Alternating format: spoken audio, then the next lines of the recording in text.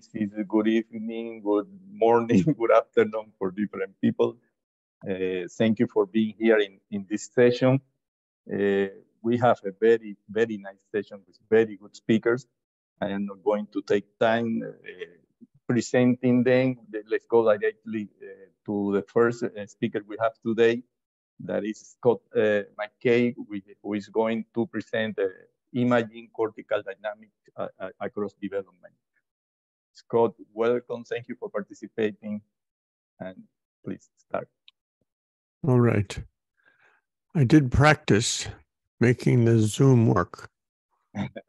And I found the solution was to share the screen of the PowerPoint, and then when it comes on, to do a new share. And the new share then should go to my desktop where the PowerPoint is presented. And I think that should be okay. Is it? Yes. We see now your presentation. Okay. So it's in presentation mode. Very good. So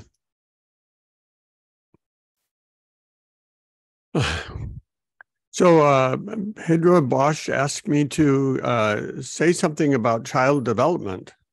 And although we're not a child development lab, we have we're a methods development lab, basically. We've had people come to the lab with child data. And of course, it's a very interesting topic. So what I'd like to do is give a talk here about imaging cortical dynamics using high-definition scalp EEG.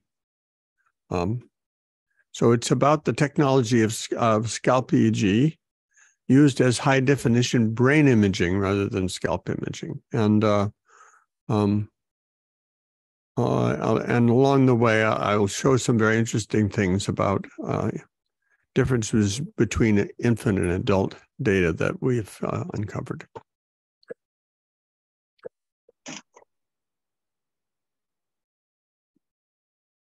Yeah, so I always begin with saying scalp EEG needs to be taken very seriously, and its major problem, which is, of course, that it's spatially fuzzy. So this is, for instance, a typical channel where one electrode is referred to the other. And it occurred to me to ask to my longtime collaborator, Zeynep Achar, what is the receptive field of that channel, making up the term or borrowing it from neurophysiology? So what would that mean? Well, what are the places in the cortex that contribute, whose field potentials contribute to this particular channel, typical EEG channel? Here's Zeynep with her son. And the answer came to be this, using an electrical head model. Every place in cortex that's not bright green contributes to this one channel. So the voltage V in this channel at a time, T, would be the activity projecting from every voxel in cortex multiplied by this map in which only green has zero value. All the other potentials multiplied by this map are summed together to give a single number V. That voltage represents the voltage across this admixture of areas in the brain, certainly not in any one location, certainly not from any one network, and all making equal contributions weighted by the color in this map. So that's what EEG is. EEG is inherently spatially fuzzy and are quite fuzzy. And therefore, EEG scalp imaging is not the same as EEG brain imaging because there's no one-to-one connection relationship between what you see on the scalp and what the brain is actually, what is being actually produced in the brain. So this is the fundamental problem with the EEG. It's not a different problem in fMRI, by the way. fMRI channels are actually those radio frequency sensor channels that come in that no one looks at because someone invented the algorithm to take the data out of that high frequency phase space representation and put it back into brain space and to figure out where in the brain these signals are coming from. And of course, won the Nobel Prize to do that. So no one looks at actually raw fMRI data, but they continue to look at raw EEG data. Now, there's another implication of this, and that EEG scalp recordings are dominated by effective sources, spatially coherent field potentials, areas in which spatial coherence of local field potentials emerges. And to show that, I asked Zeynep to take an electrical head model, divide the cortex into 1 million voxels by subdividing triangles. And so now we have a 1/10 of a millimeter mini column size voxels in the brain. And I said, give each of those an independent EEG-like activity spectrum. So 1 million mini columns doing their own things. But then in a certain portion of this simulation, have some of those activities become coherent with each other. So have some emergent coherence. And then, and she picked this area, and then show the EEG projection onto the screen of the scalp. How would the summed EEG project to the screen of the scalp? And here we'll see the chart of the local phase coherence in the selected source area. So again, there's no change in amplitude of any of the waveforms. They're all using the same spectrum, but phase coherence across a connected area creates a large EEG contribution, whereas the incoherent activities of the same strength, in fact, 1 million of them, create almost no EEG because of phase cancellation, the positives and the negatives canceling out. It's only when there is coherence that you have a large contribution to EEG. What this means that cortical brain dynamics, of which of course comprise spatial temporal dynamics at all scales and all frequency, spatial and frequency scales, have effective sources that dominate the signal. Those are from emergent islands or pond ripples of cortical local field potential, synchrony or near synchrony, as first shown by Walter Freeman, who used arrays of mini electrodes on smooth cortex of animals and found these patterns and reported them in his 1975 book, Mass Action in the Nervous System. So how to find out how electricity flows from the cortex to the scalp?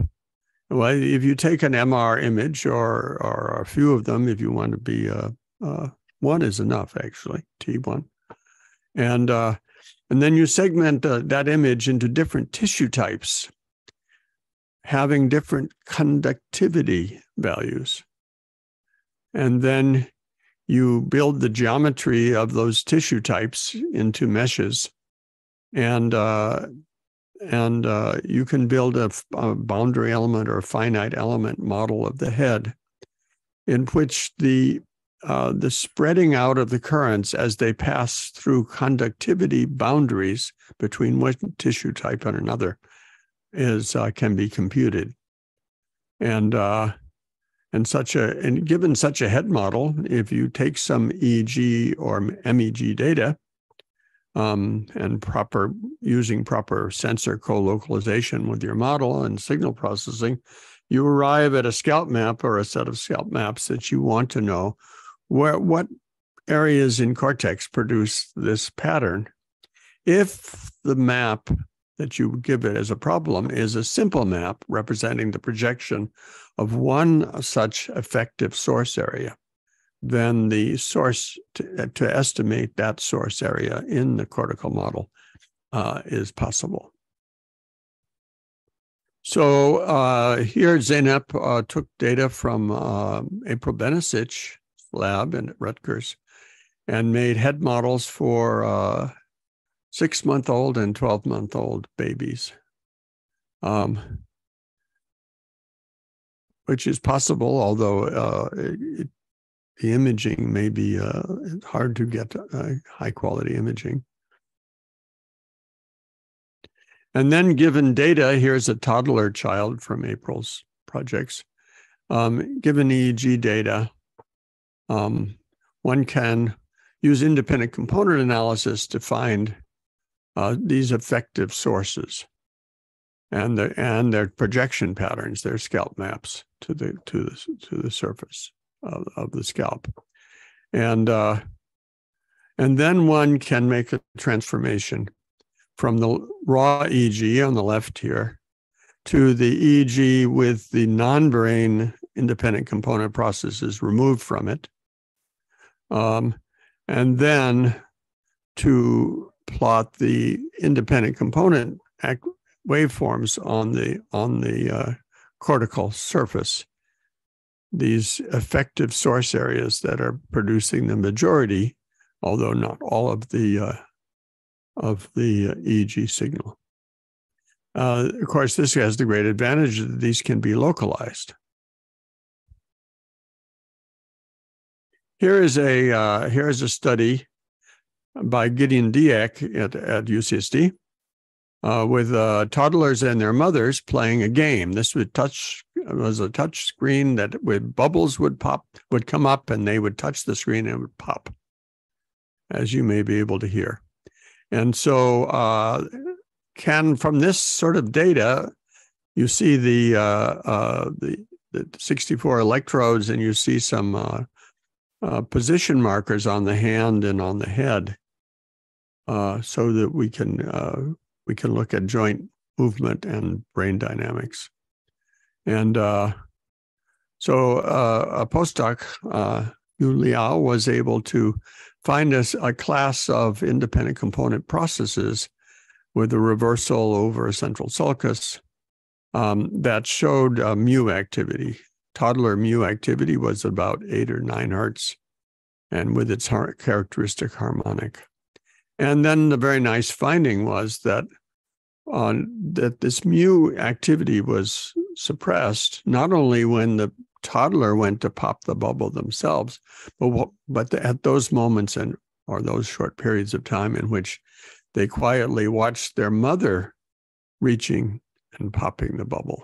And the blue stripe there represents suppression of mu activity, in the same style as all the work had shown on mirror neurons in monkey cortex. This is a mirror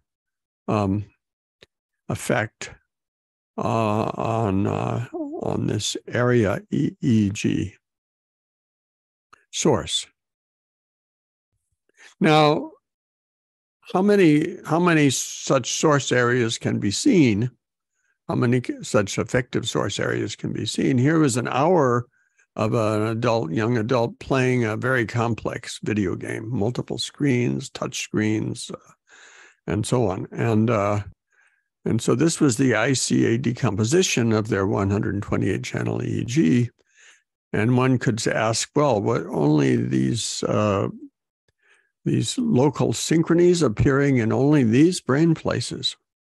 Well, that brings up the problem of non-stationarity. Across this hour, there were many things, many tasks were performed and combinations of tasks.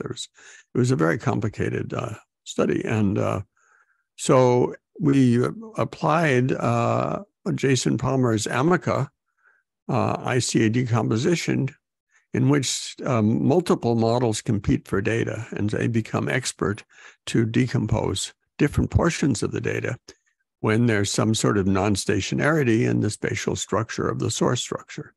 And with 2 models, the same data produced more and more brain, 3, 4, and here's 5 models. So it's dividing the data into 5 different models.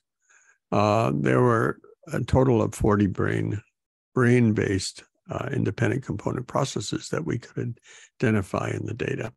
So the subject of non-stationarity is very important in of course, in brain data. Our experience and behavior is controlled by these network activities in the brain that must change from moment to moment in many cases. This now, what are these brain areas, these local synchrony? It's never been, there's never been good human data to show them. The ECOG data has been far too spatially undersampled to really show them. But now, this year, it marks the emergence of the first ultra-high density ECOG. This is millimeter-spaced, thin film electrode array placed on the cortex of a human, 1,024 channels. So a 32 by 32 grid, and with millimeter spacing. And this was a very nice paper by going through a lot of such data. And this is an animation of spontaneous activity in, of course, an epileptic patient. And this was, I believe, bandpassed to around the beta frequency scale.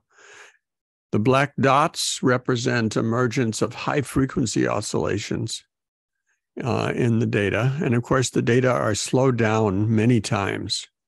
This is happening much, much faster. But as we look at this, we begin to see these areas of local field synchrony that appear in different places. And again, this was spontaneous, I suppose one would call it rest activity. And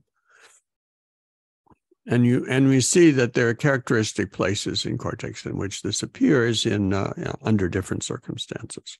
So this is the first ground truth for EEG. It's very exciting. There's other groups that are producing these, working toward producing these grids as well. This engineer already has a 4,000 channel grid.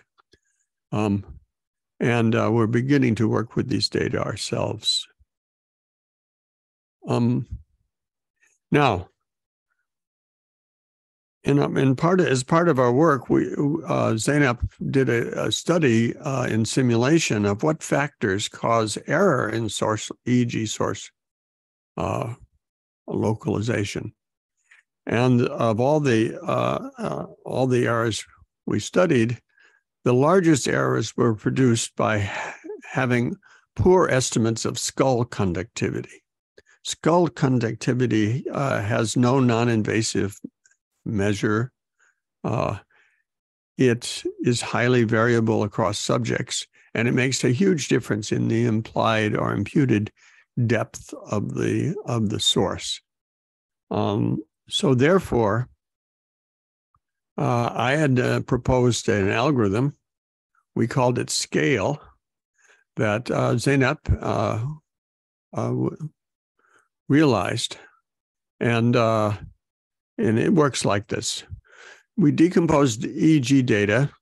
We find a dozen or more brain components that they could be localized. We treat them as effective emitters, electrodes, and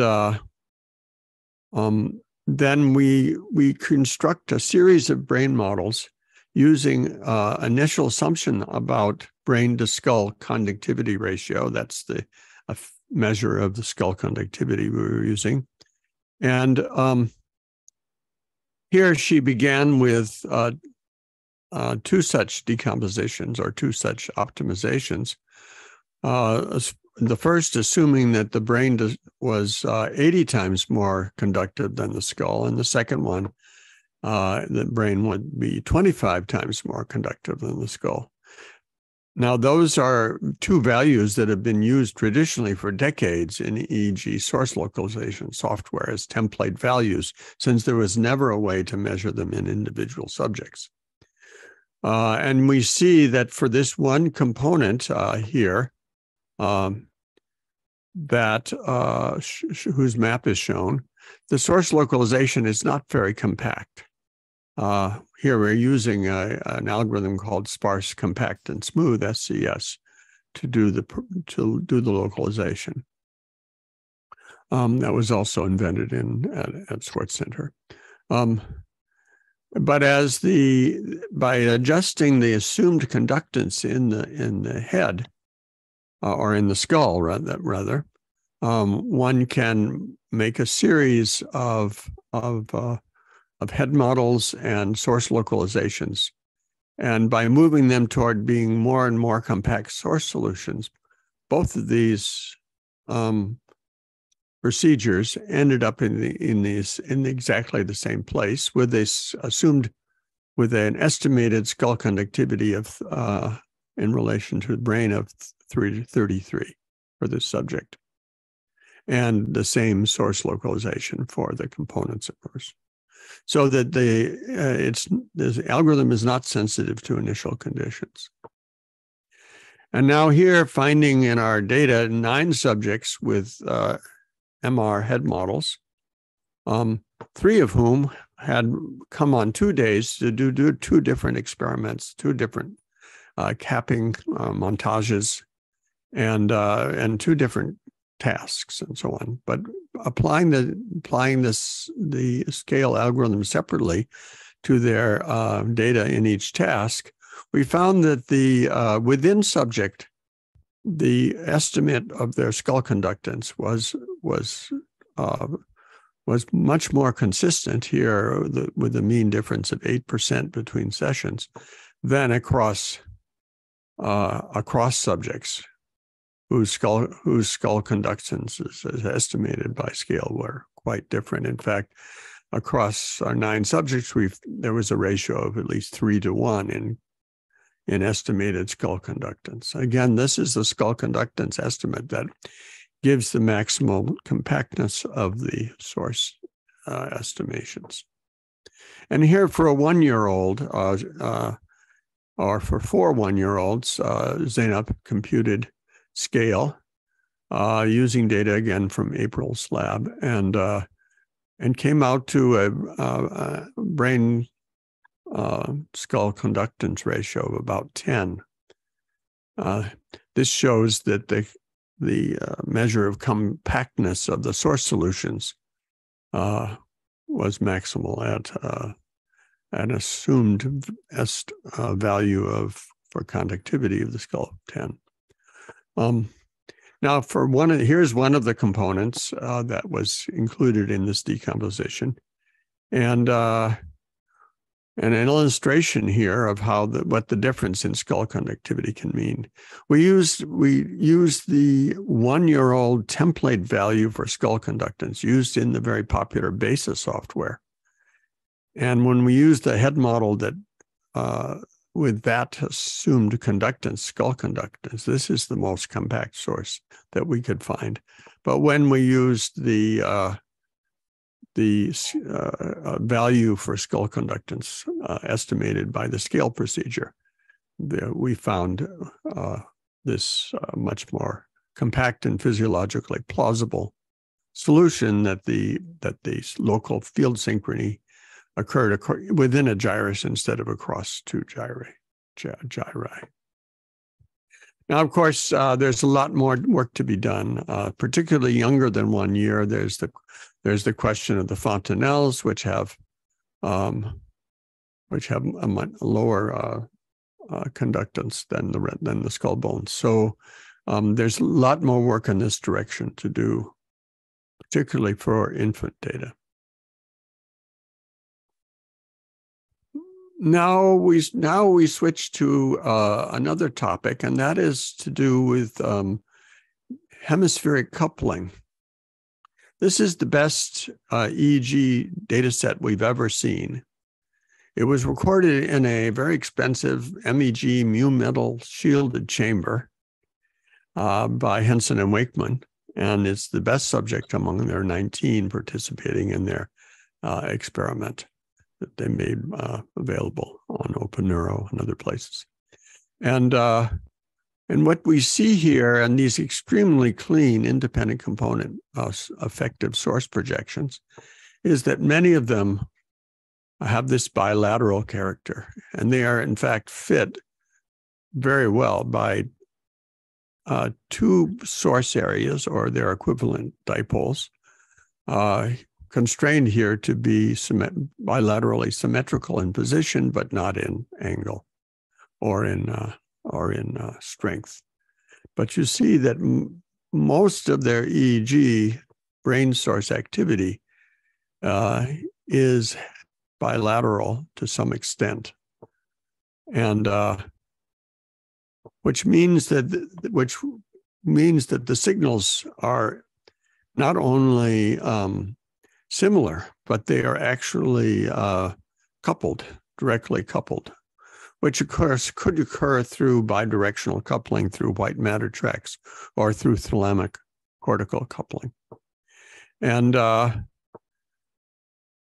for normal data collected under normal circumstances, the cleanliness of the scalp maps is not such that we could pick up a bilaterality in this many components. But it's quite a striking finding, and so Caterina Piazza, biomedical engineer from Milan, came to visit the lab, bringing infant data, and what I noticed in the data was when she performed independent component analysis, there were many more strong bilateral components found by ICA. So effective source activities that were coupled across hemispheres. They seem to be more than I recognized. Here, for those two sources are the spectra and some ERP activity.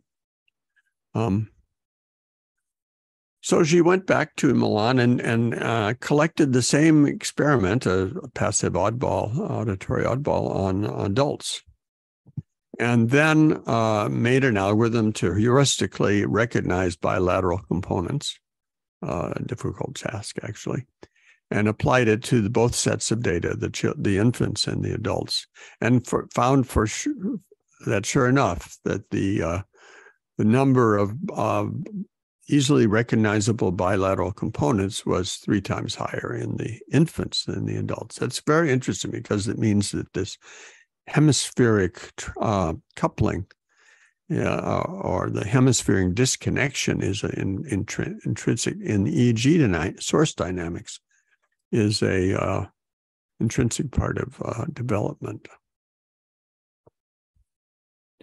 Now, only one piece of evidence has come to me from Zeynep's work with me on improving the scale algorithm, and to do that, here is one of the components used in creating a scale optimized head model for an adult subject, and within the SCS algorithm, one has the opportunity to put in not only the scalp map that you want set, but the variance of that scalp map. So we thought, well, how can we get the variance of an ICA scalp map? And we used a technique brought to us by Fiorenzo Artoni.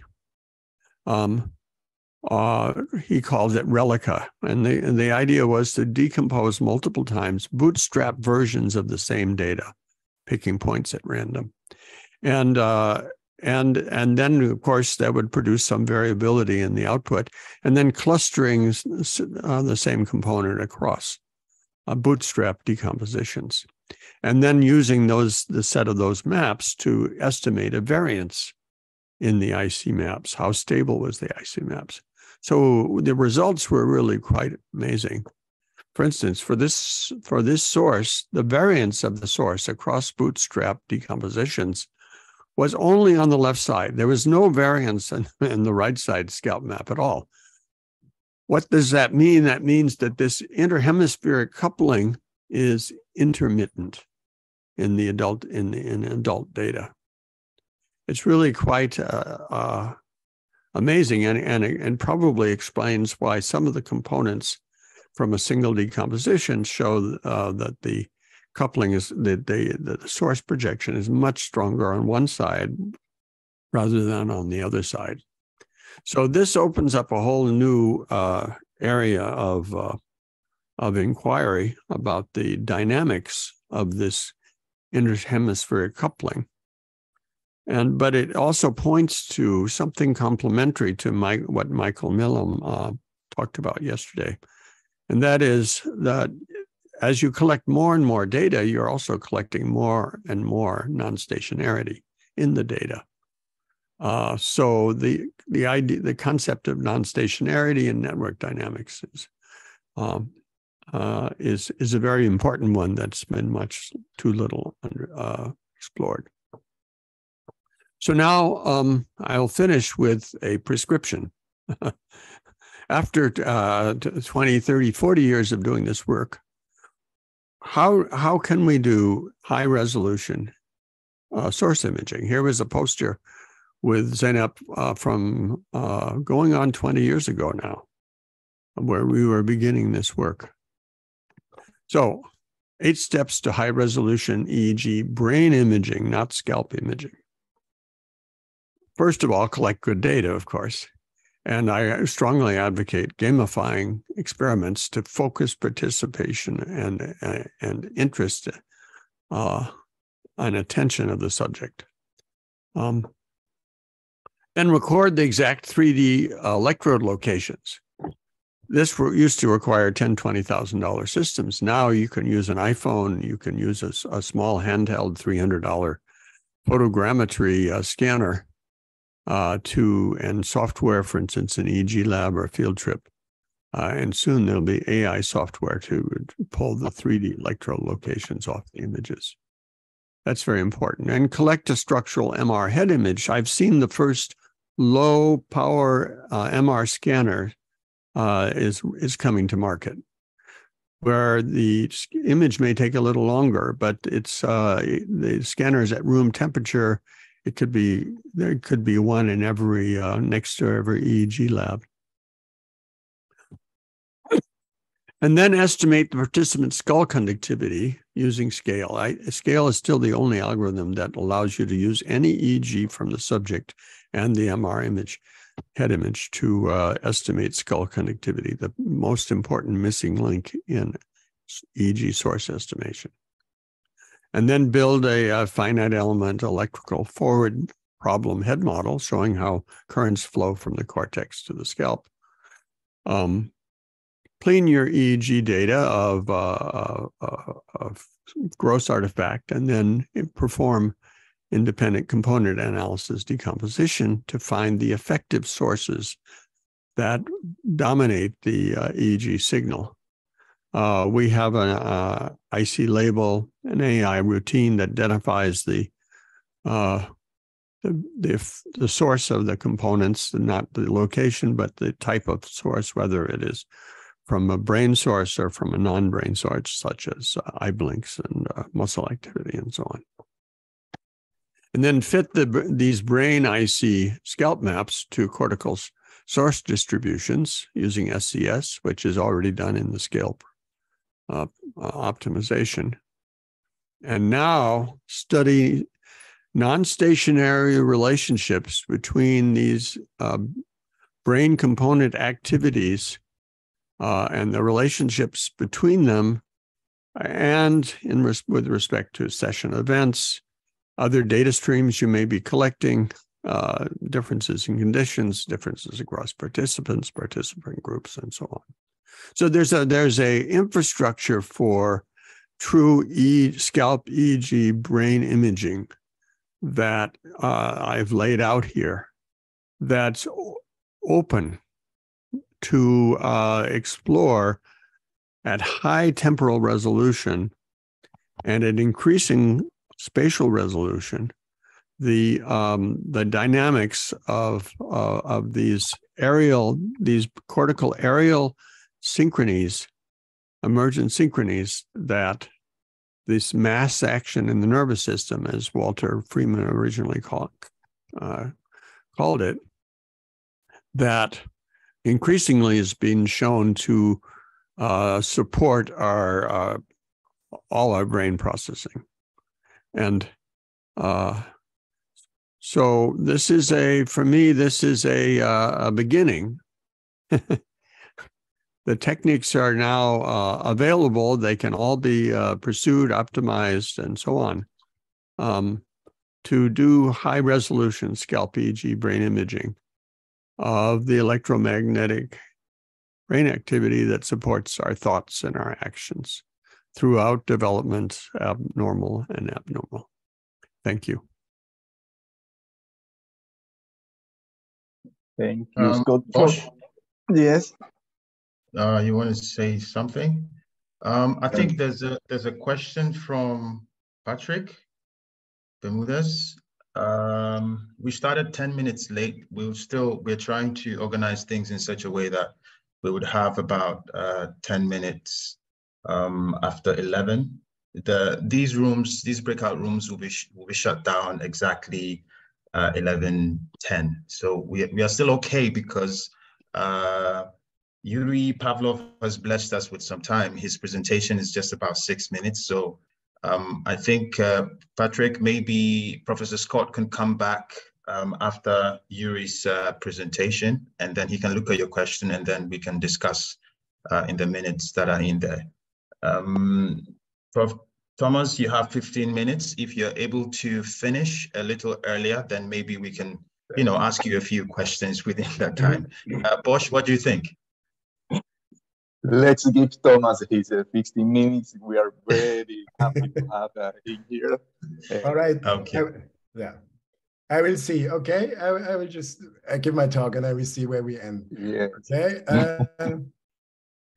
Let me see. I share my screen and I go into the presentation here.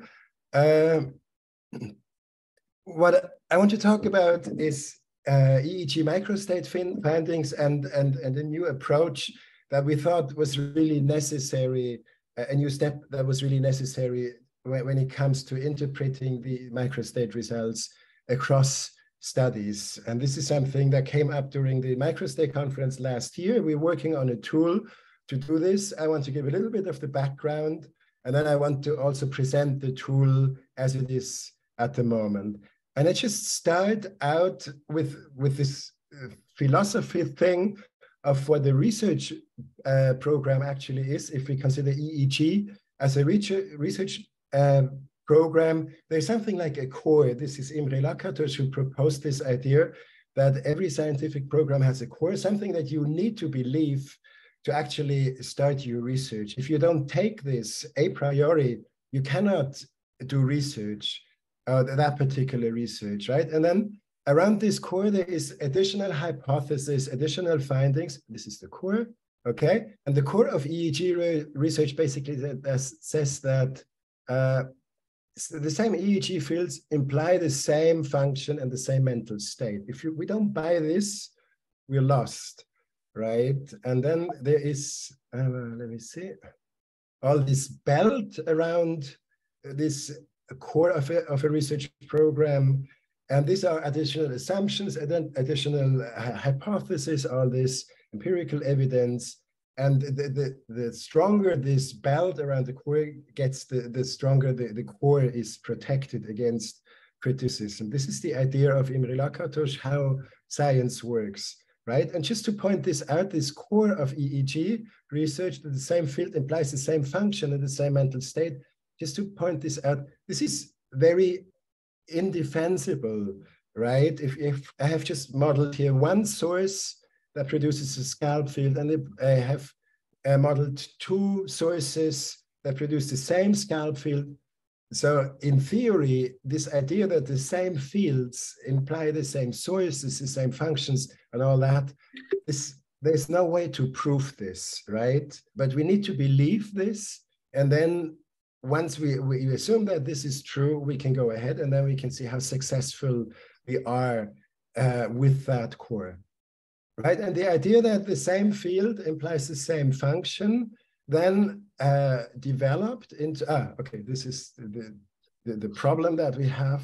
But once we accept this, we can move forward. And here is an important step in that direction that Dietrich Lehmann did many, many years ago already.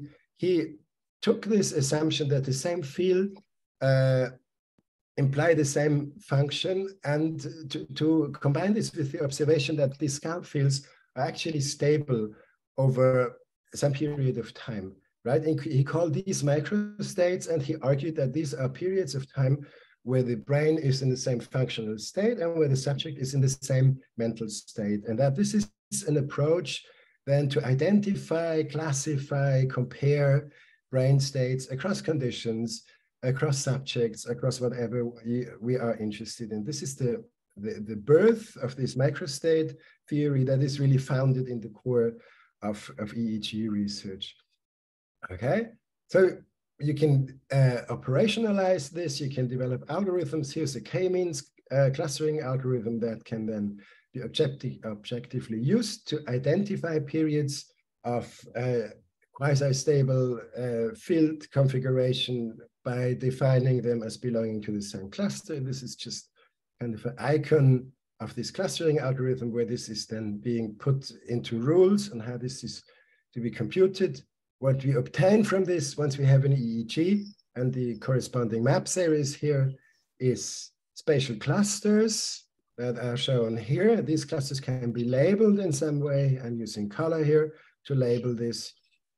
And then these clusters can be backfitted to the EEG data, and we get these microstates, periods of time assigned to the same class, and assumingly representing the same functional and mental state of the subject for a sub-second of time. Okay, this is the basic idea how the microstate analysis evolved from the core of EEG research. And then you can do all kinds of analysis, statistics. Here it's very nice that Leslie Pritchett is in the room here. This is still one of the first and I think most groundbreaking studies we did together in my postdoc in New York many years ago. Hello, Leslie. Where we looked at these microstates as a function of age. This is the duration of the states, the different classes, and we see that there's a clear evolution, a developmental trajectory of these microstates across age. And we, of course, related this to the cognitive development, to the trajectory of cognitive capacities and mental states that persons exhibit at different ages. All right. This is a very productive field of research. That means the belt is growing. This is the number of publications that came out on EEG microstates. It's exploding at the moment. We're really losing the overview of all the things that's going on, but the tool that I will present will hopefully get back some of this overview. The red line here is the expected growth when you compare this to the normal growth of the scientific literature in general. So this is at the moment really taking up enormously in speed. And it's really nice to see also that this is happening finally after for quite some time we were kind of the microstate sect in Switzerland that did this strange type of analysis. Now it's all over the place. I'm currently in Los Angeles on my sabbatical working with the group to develop this further. So this is really interesting. Okay. This is a study that combined now a meta-analysis on EEG microstates and schizophrenia. We published this in 2016. There are more studies out now confirming this, that we also find across studies replicable differences between patients and controls. And that, again, fits this idea that patients with schizophrenia have different mental states and therefore respond to the environment in a different way. And we can measure this with the EEG, with this assumption that we have. Okay. And here is a paper that Christoph Michel, who's also in the room here, and I got out, I think, in 2018 or 2019, just showing that these microstate maps that are found within these typical prototypical maps that are found within a study, that they replicate really well across many papers. Okay, we always keep seeing this left lateralized, right lateral, or left right, right left, anterior posterior, and somewhat central to around microstate classes here. If we look at studies that used 4 microstate classes, okay, this continues. Here there are more of this. This replicates really well. And so we really think that we can talk about a repertoire of brain states here that are pretty universal and that we can identify using EEG microstate analysis. At the same time, there's criticism coming up. When you look at things in more detail, you see, for example, that this map here and this map here are actually not that similar. These two, the first three, for example, that paper here, they work really well, but are you seeing my pointer? Okay, no, okay. I'm talking about this case here, okay? These two maps, both labeled as D, seem to be actually quite different. If you would compute the correlation coefficient between these two maps, it would be around 0, okay? So this doesn't always work that well. So if we go back to Imre, to Lakatos again, we are in these cases at odds with the core, okay, because we have different fields and we cannot really conclude that this is the same function in the same mental state. Okay, so we got really aware of this problem in the last microstate conference, in the first microstate conference that we had last year, and then we decided to work on this. The obstacles that we had is that, of course, many of the studies have different electrode setups, but this is something that we can easily solve by spatial resampling. And the other larger problem that we have is that the template maps in the different studies are usually only available in print. So we're currently making an effort to collect these data, to have the different authors sending in the actual data. And then we try to put this all into a common framework. And I will now, just to end this, show the tool that we have and in its current state. It's out against the development. Let me type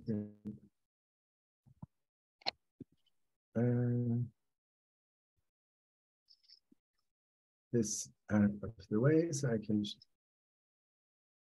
show this. This is what we call the Microstate Template Explorer. It's a MATLAB program that we have where you can now read in the templates that have been provided, the microstate maps that have been provided by all the authors who contribute to this project. We get a similarity matrix, which maps are similar to each other, which maps, the maps that are here along the horizontal and vertical axis. And of course, this is the diagonal here where the map is compared to itself. So it's maximally similar, but we also have this off diagonal high values here showing that across the studies, the sorting and the similarity of the maps has often been quite similar, okay? Now, we can also show all the similarities and dissimilarities between the maps in a multi-dimensional scaling display. This is what we have here. And I have already computed a clustering across all these published templates, getting what I call meta maps. Okay, so each point here corresponds to a single microstate map obtained by a single study. And they are being put together into these clusters here. What we can also now start to do is we can see which maps actually resemble each other across studies and where they are different or not that similar. We can also go and look at what these people found, okay? So for example, I can take this study here that I know pretty well. This is a study of my former PhD student, Sarah Dietzig. And when I click at this here, I get the map here, that the microstate map of this class 4 published. Then I can look at similar at studies that were similar. For example, I can take this paper here, and let me see. And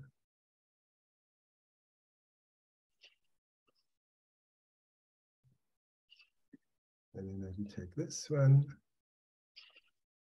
Thomas, you've got about 3 minutes, so all right, I'm almost done. So I can start to select papers that found similar maps, and then I can also look at the findings that these people report.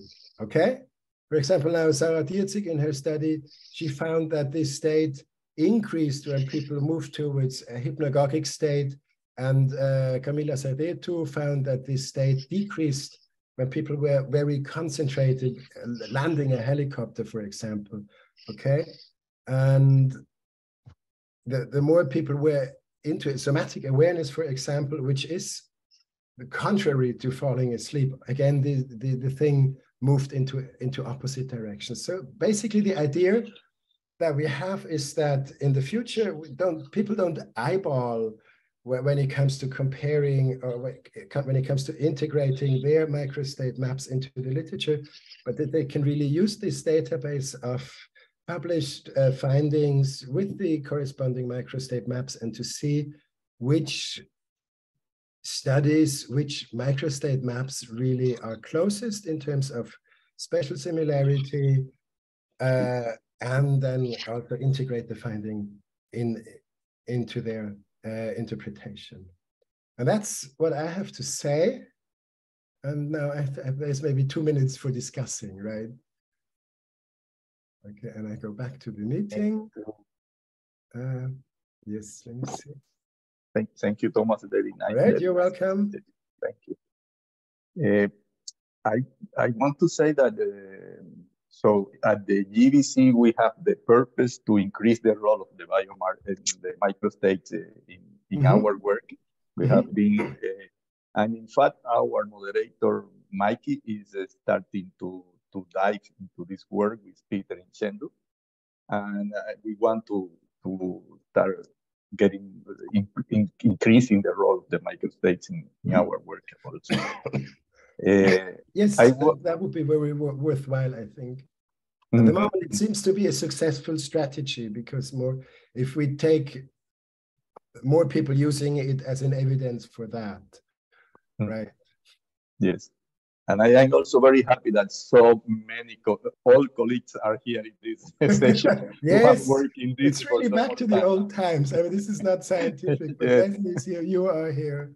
Yeah, Christoph is here. This is really nice. Yes. Yes. Yeah. I wanted to propose that we leave the questions for the end. So let's continue with the presentation. All right. And then okay. At the end, we do all the questions.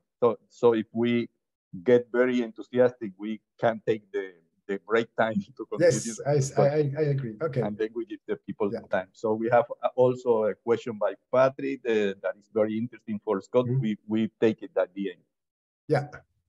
Okay. Thank you very much, Thomas. You're welcome. Mikey, you will play Yuri's presentation, or? Ken, are you here? In this talk, I wanted to give you the update on EEG Mania Labs project and its sub-projects. First of all, a reminder what EEG Mania Labs is. It's a international network of researchers all over the world working on the goal to improve credibility of EEG science. And we are doing it by replicating the most influential EEG studies to date. In the previous stages of the project, we selected 27 studies via a rigorous procedure. You can see that our studies, they're covering many different EEG phenomena, and also psychological processes. Our plan is to replicate each of these studies at least 3 times in several independent laboratories and submit it as registered report. The full plan is published in journal Cortex, as well as all these registered reports will be. You can see it in our position paper. We expect that we will test at least 20 studies on replicability, create a large database of analysis and presentation code, as well as all the data will be publicly available. We hope to develop better approaches for harmonization of data collected in different labs using different equipment, and we hope to create a database of effect sizes in some of the most common ERP paradigms. This is what we expect to achieve, and here's where we are at now. We have identified 27 leaders for each of those studies. Here they are. You may know some of these people. We assembled 23 teams,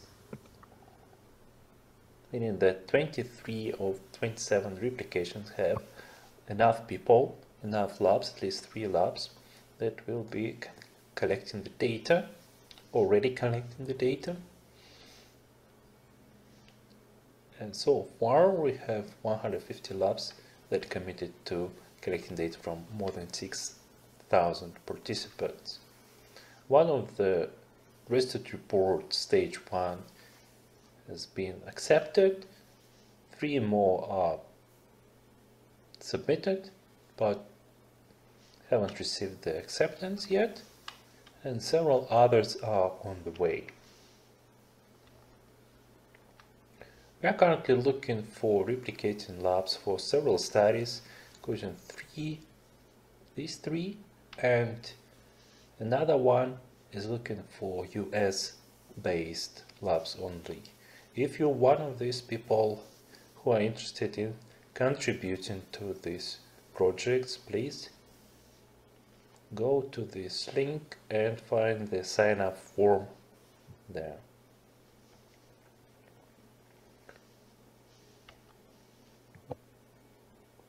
Except the main project, we also have several spin-off projects. One of them in the EEG Many Labs resting state. We ask the replicating labs to collect some resting state data and also questionnaires. First,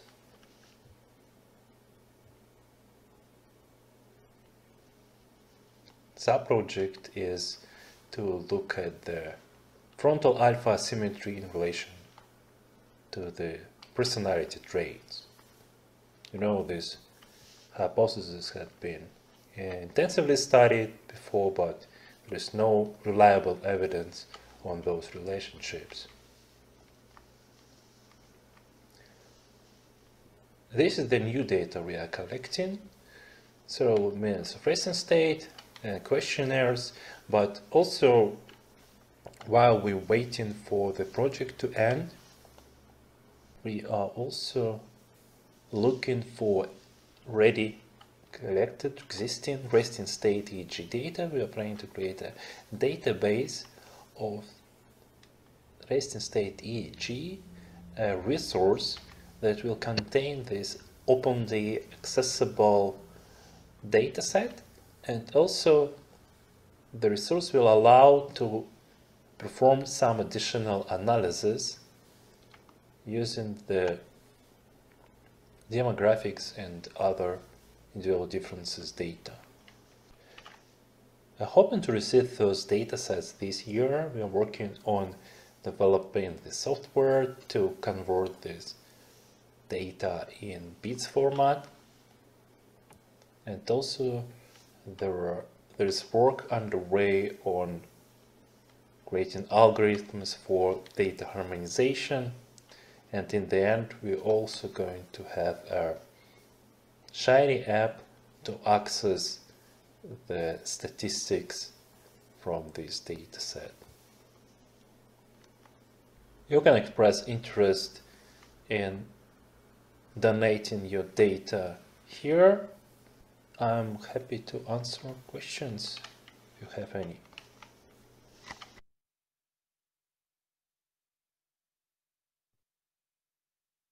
Okay. Okay. Thank you for the presentation. We have a Yuri here in the room. If someone wants to make a question at the end, or do you want to say something else now, Yuri? Yeah, you heard everything. I also shared a link to our Google Scholar profile. You can find links to all these research reports accepted or just pre-printed at the moment. So if you're interested in learning more details, you can go there. And Faisal is also here. Maybe he can tell us a bit more about the prediction markets. Faisal, can you do that? So it's another stage, and we are kind of reaching this stage right now, and maybe it's the good time to share this information in this audience. Yeah, sure. In the interest of time, I'll try and be very quick. So from these 27 replications that we are undertaking, we have sort of very strong opinions within our sort of EEG community about how likely some of those are to replicate. So what we would like to do is run a prediction market study where we'll have people who are participants within their replications, but also outside of that. And this is an open invitation for you all to come and get involved. There'll be some remuneration for your participation. And the simple idea is you read through these papers, these target replications, and you bet some money on how likely those are to replicate. And at the very end, when we actually have our results, we'll compare what our experts think, those who are involved in the replications and those who are not involved in replication, to see how good we are actually at judging the likelihood of replicable sort of results from just the original sort of papers. So I think there's an interesting sort of angle here, and it allows people who are not able to collect data within the replication to get involved as well in some capacity. So we'll be happy to share more information about that once our study is released. Okay, thank you. So we have approximately 1 hour, exactly 1 hour before this room will be shut down. We have 5 presentations still coming up. So assuming everyone can finish in about 10 minutes, 10, 11, maybe maximum 12, then it means that we would have, 5 times 3, an extra 15 minutes to really enjoy ourselves with the discussions and questions. So let's see. Well, hey, Robin and Dora. So who's going first?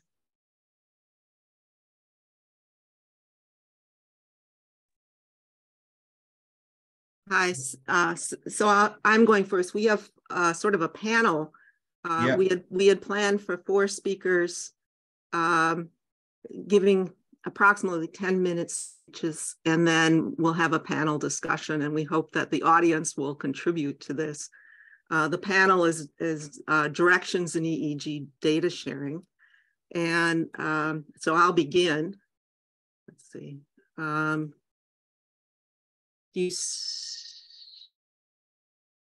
Okay, so I'm going to be talking about HEAD, which stands for Hierarchical Event Descriptors.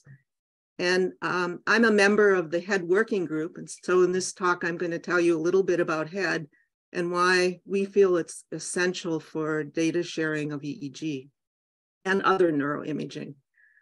So the data sharing gap, current standards require, such as BIDs, which many of you are familiar with, are really based on the overall organization of the data.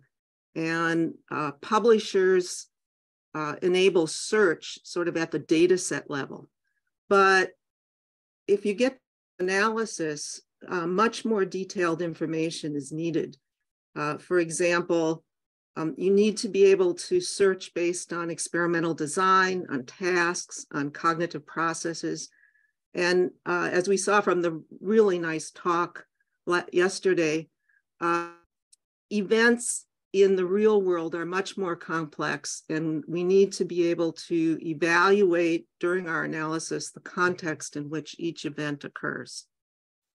So HEAD, which is an event annotation ecosystem and is well integrated into BIDS, gives you a practical path to analysis-ready data sharing.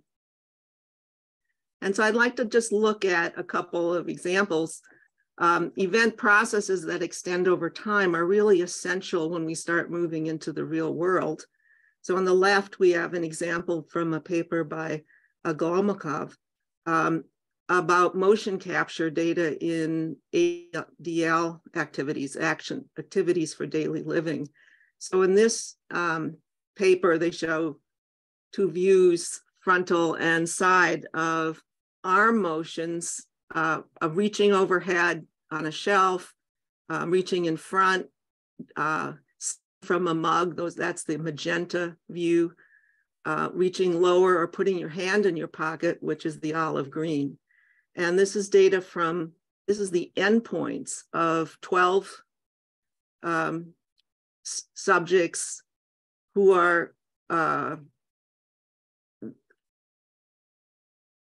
the 12 subjects, and they've normalized the skeletons so that they appear in the same format and the same size, much like you map to common brain atlases.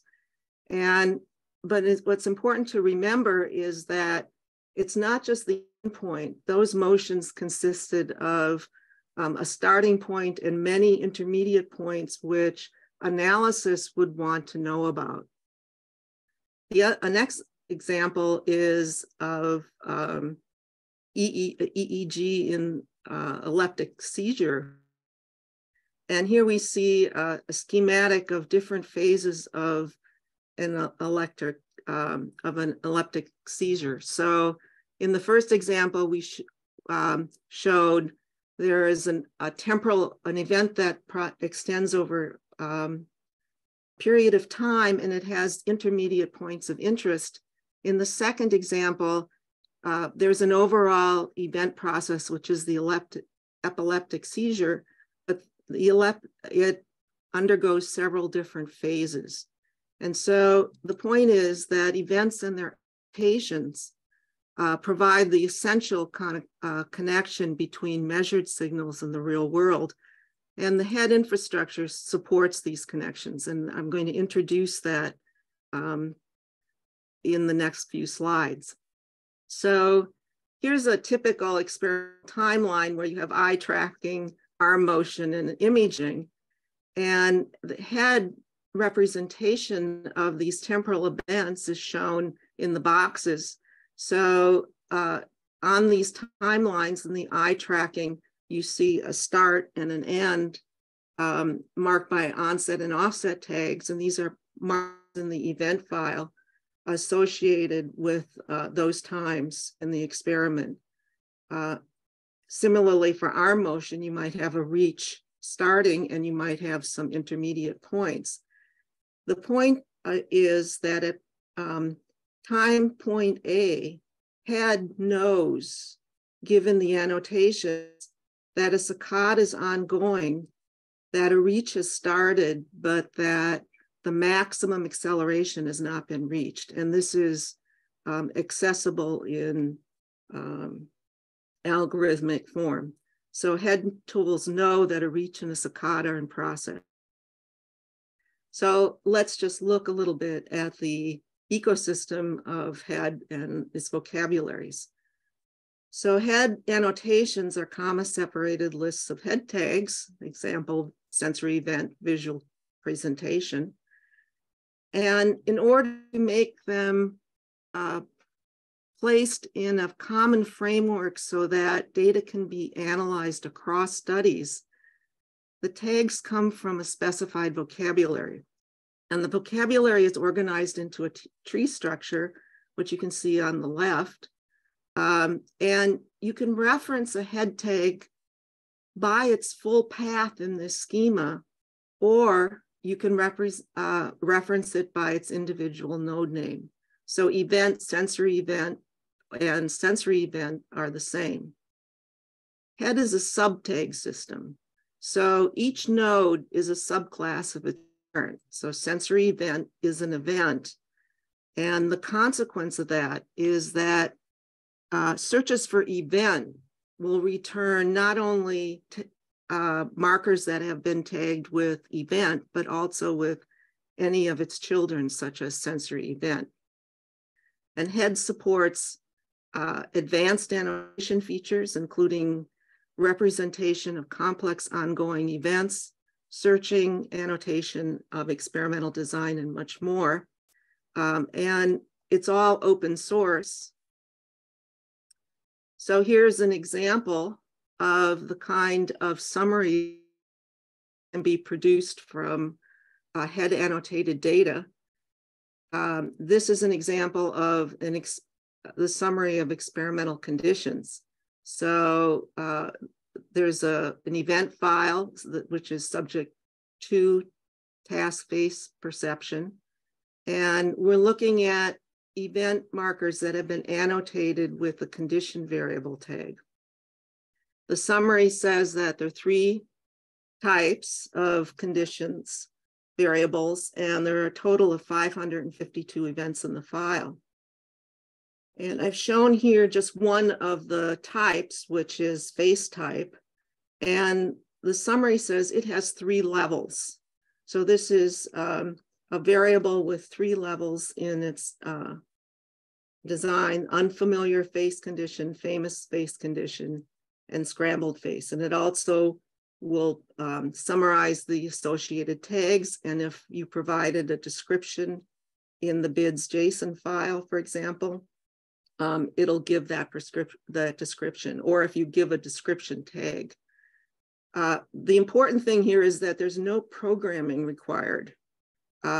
You can do this with online tools. You can access it from a program, but the specification of what you want in the summary is just given in text. You can also extract the design matrices automatically out of this.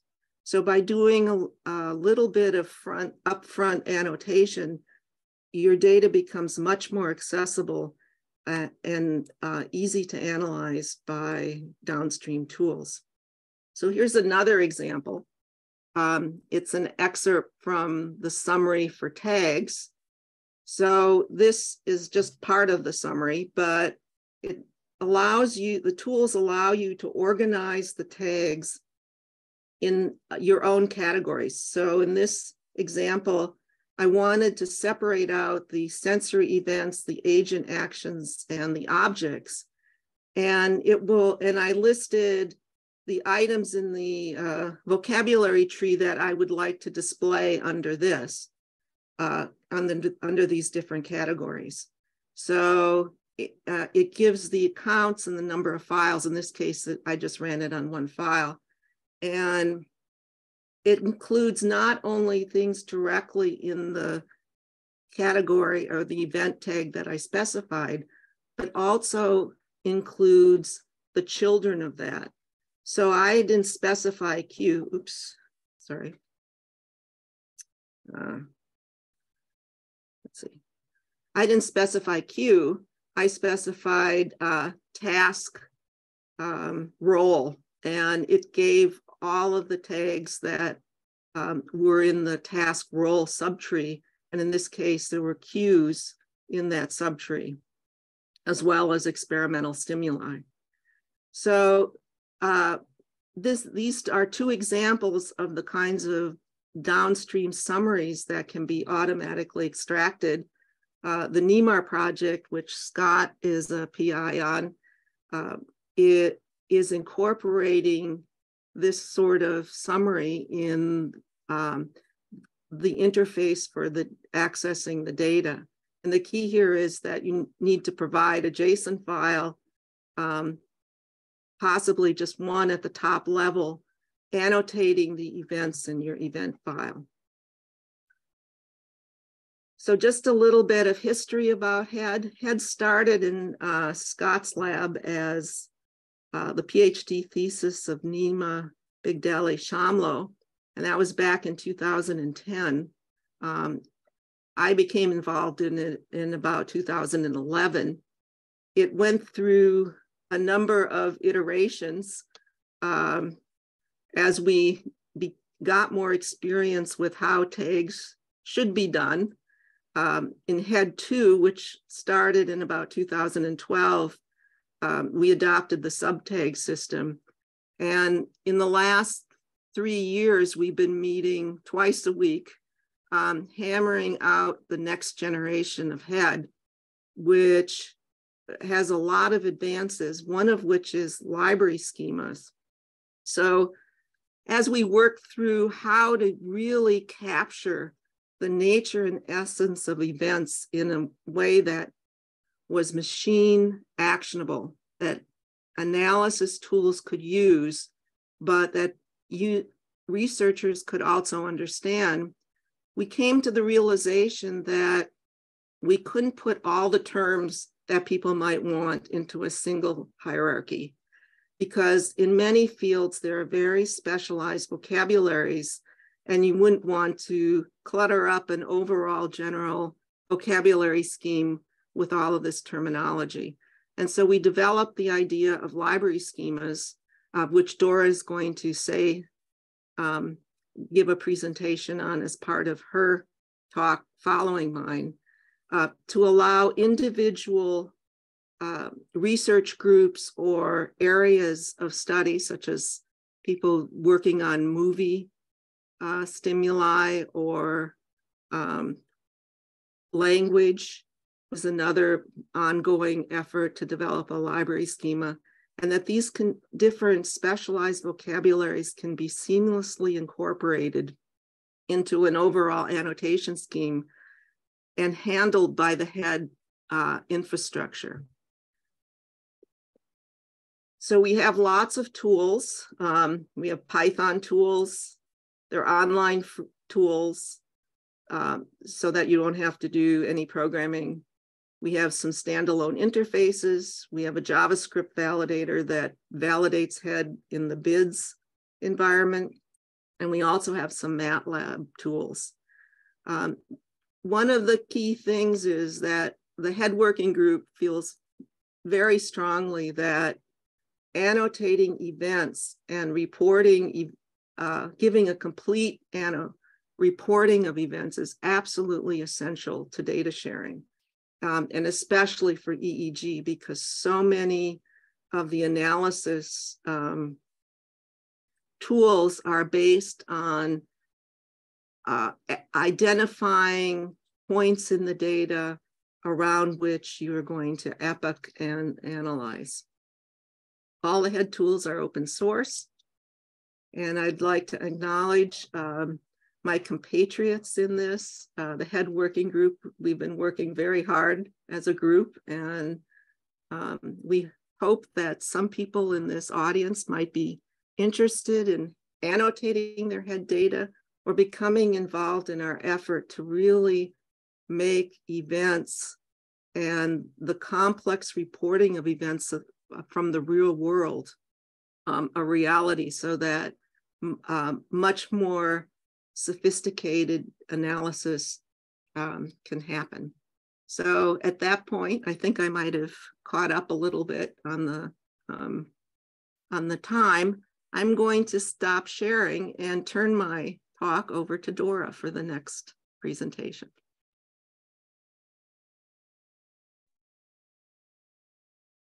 Thanks, Kate. It was fantastic.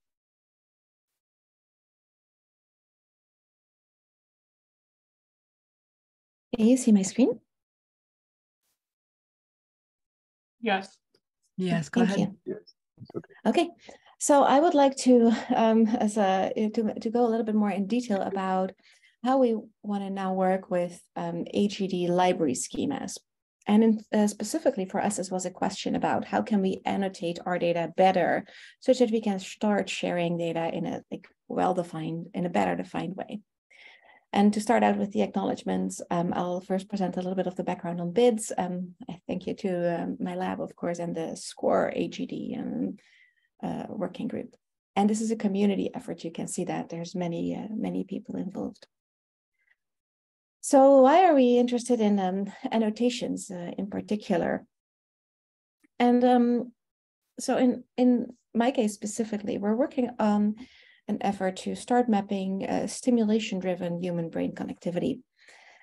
And we did ECOG measurements in a large cohort of 74 subjects during single pulse electrical stimulation. And these data were originally collected for clinical purposes. And so these grids were placed in many different patients in the UMC Utrecht in the group of Frans Leijten. And for example, some of these patients were 4 years old and had electrodes positioned in different areas compared to like other patients who were like older, for example. And so we had this large cohort and different areas were stimulated, for example, with a single pulse, and then we could measure in other areas and see what the delay was at which we could measure the signals in different areas. As here you can see all the electrodes in green across the 74 subjects. So you can see that this is a giant data set. And when we order the responses measured in frontal areas after parietal stimulation according to age from the youngest here on the bottom to the oldest subject, and in color you can see the evoked potential amplitude, and the time of the peak is in a black dot. You can see that the timing of the peak in the youngest subjects is around 50 milliseconds, and in older subjects it's around 25 milliseconds. And we found across many different connections that this type of this measure of transmission delay decreases with age until at least about 30 years of age. And this is very interesting because it means that development goes on for a long time, but there's also so much more to learn from these data. And we looked at several standard connections, such as the arcuate fasciculus, different parts of the superior longitudinal fasciculus and the temporal parietal Aslan tract. But how do we really learn more about these, about brain connectivity from these data sets? So we have to structure them in a specific way and share it, because there's so much we can learn from that. And so that's the first part I want to briefly talk about, and then how to add annotations. And so we don't want to live in our world on our own. We want to integrate these data with other MRI measurements, with EEG measurements of connectivity, MEG measurements of connectivity, or potential more local measurements. And so we decided to go with, to want to put our data in BIDS, which was originally developed for fMRI. It's a standard structure for neuroimaging data. It's human and machine readable and should fit most use cases. And it's also a community effort. And now you can see that there is not only fMRI data in BIDS, there was also an effort when we started to do this work for putting MEG data in BIDS. So we got together with a large group of people and with Chris Holgraf in particular from the, who was at UC Berkeley at the time, to develop the IEEG BIDS extension. And we worked closely with the EEG BIDS extension to make sure that that across MEG, EEG, and IEG, data are stored in the same way, and everything is very well aligned. And there's also other extensions currently ongoing, such that you can share other types of data in BIDS. So now that we have these different extensions and we can integrate data, we could make these data related to this paper that I just showed you for these 74 subjects available in BIDS on OpenNeuro.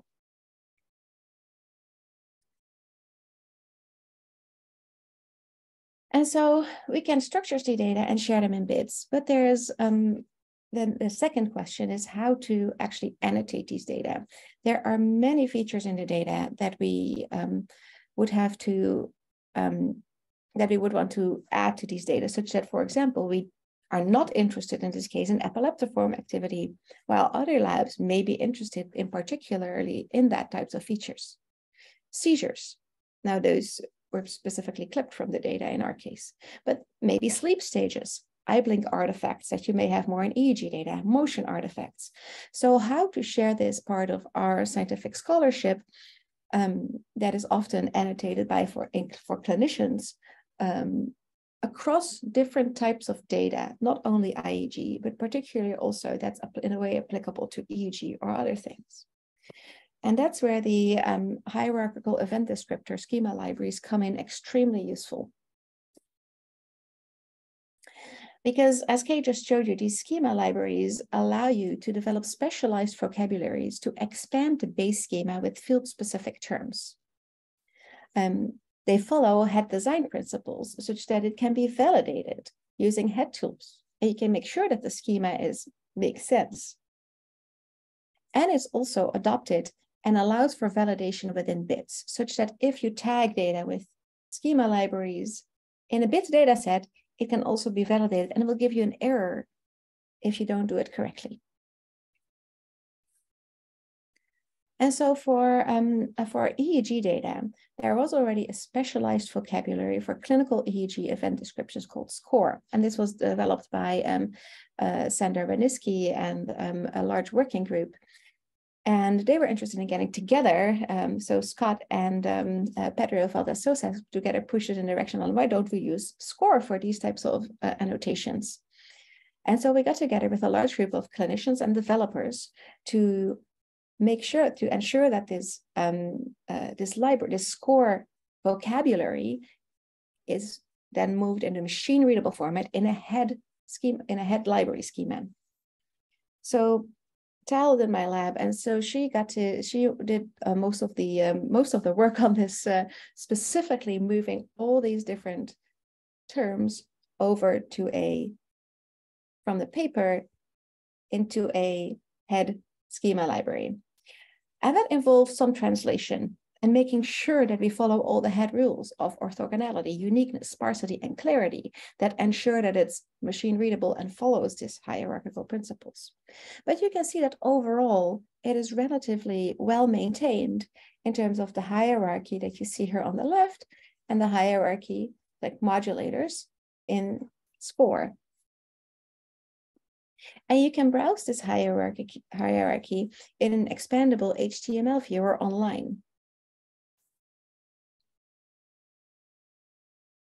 And so to show you what this looked like, we have a brief video of when we were browsing the pre-release version. It's now fully released. And so you can, for example, you can look at all these different nodes. And here we can go to artifacts, and you can see that the definitions are in the library schema. Eye movements are movement artifacts. And these definitions come from SCORE. And you can also see, for example, epileptic seizures. You can also use a search bar.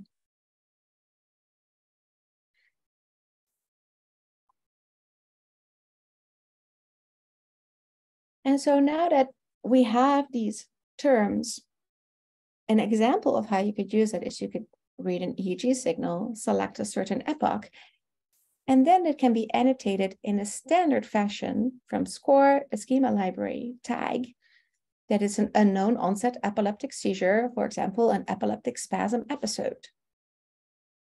But you can also add other artifacts, other tags in the data, such, for example, movement artifacts, sweat artifacts, or just abnormal interictal activity. So it can be used in many different settings, from a proper clinical annotation also to a more scientific effort where you just want to annotate artifacts. So it's very broadly applicable, and it can be used in a BIDS events file with an onset and a duration. You can then add an AGD library schema tag, and you can see that it comes from SCORE by the SC, and then you can see that these tags are then readable in an easy tab separated format. And so we have a pull request with some of these examples in the BIDS examples repository from one of the standardized data sets that had different artifacts annotated. And you can see here that, for example, different eye movement artifacts or muscle artifacts are here tagged in the BIDS events file with a larger definition stored in an accompanying JSON sidecar. And so this is a community effort, so please feel free to comment on this. So I showed you how we're mapping this simulation-driven connectivity in the human brain and how we can share the data in BIDS. And now we can start adding annotations to these data to make them usable for multiple different, to address multiple different questions. And the schema, so we have an AGD schema library for SCORE that can not only be used for these types of data, but for many different data types. And it's specifically designed for EEG data for use for clinical annotations, not for IEG, But there might still be cases where you may, for scientific reasons, want to use some of these nodes in a machine-readable fashion. The schema is available and validated and can be used across both, as I mentioned, science and clinic. And it shows that this is a use case to develop future schema libraries.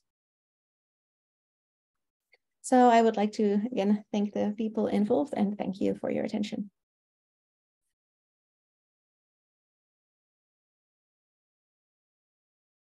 Thank you, Dora. Can we have Bruno?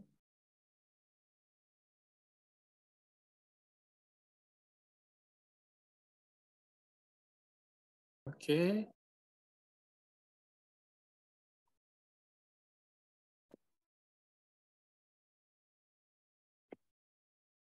Hello, can you see my screen? Yes.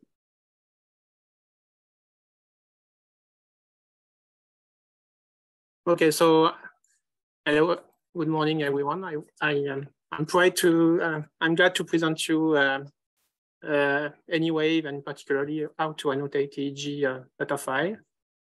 So let me start with briefly introduce what is Anywave. So Anywave is a standalone application, and it could run on the most common platforms. It's an open source software. And one important key is that it's modular software. So it's based on the mechanism of using plugins modules for reading data, writing data, and also apply processing on signals. And of course, one of the first goal was to develop a tool to provide a good visualization of time series signals with no special aliasing.